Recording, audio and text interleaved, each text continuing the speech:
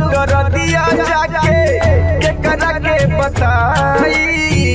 कवन हकीम कवन बैद के देखाई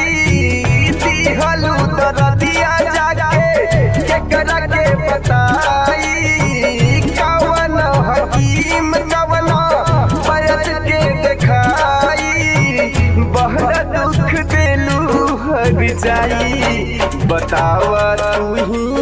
अब हम कहाँ के जाई रे पगली पगली तोहरा के कहीं से बुलाई।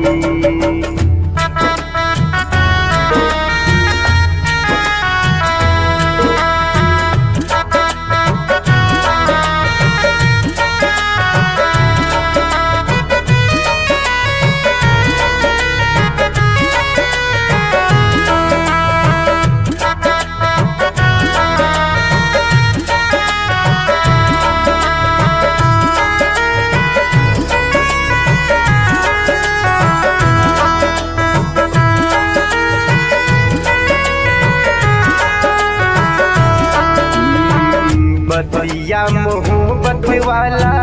गईलू भुलाई के करे जा दुख के हके सुनाई हमारा संगे बतिया मोहब्बत वाला गईलू भुलाई के करे जा दुख के हके सुनाई दिलवा लगा के बीचे रहिया में छोड़लू शीशा के जैसन दिलवा दूर हमर गईलू मोहन कर जाके मर जाई रे पगली तोहरा के कहीं से बुलाई रे पगली पगली तोहरा के कहीं से बुलाई।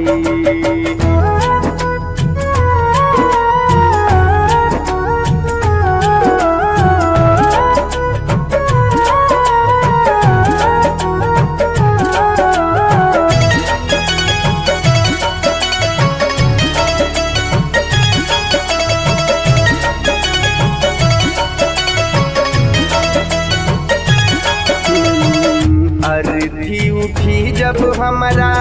हरदी लगई हमरे ही खूनावा से